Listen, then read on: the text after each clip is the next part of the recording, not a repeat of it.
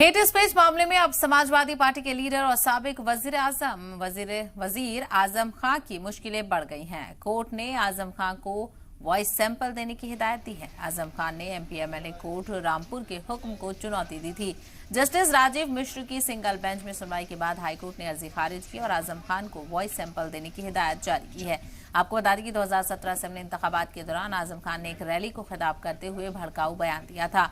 आजम पर इल्जाम है कि उन्होंने खिताब में कुछ मुतनाज़ा बातें की थी। आजम खान ने हाईकोर्ट में स्पेशल एमपी-एमएलए कोर्ट के हुक्म को चुनौती दी थी, जहां पर उनके वकील ने कई टेक्निकल पॉइंट पर बात करते हुए रिकॉर्ड ऑडियो वीडियो पर सवाल उठाए थे। वकील ने कहा था कि नायब तहसीलदार गुलाब राय ने पर्सनली ऑडियो वीडियो रिकॉर्डिंग कराई थी। हाईकोर्ट ने इन दलीलों को नामंजूर करते हुए फिलहाल वॉइस सैंपल देने की हिदायत दी है। माननीय उच्च न्यायालय में आजम खान की तरफ से चैलेंज किया गया कि सैंपल मेरी आवाज़ का न लिया जाए, वरना किसी तरह की धोखाधड़ी करके मेरी आवाज़ दूसरी आवाज़ से मिलाकर हमको आरोपी ठहराया जा सकता है।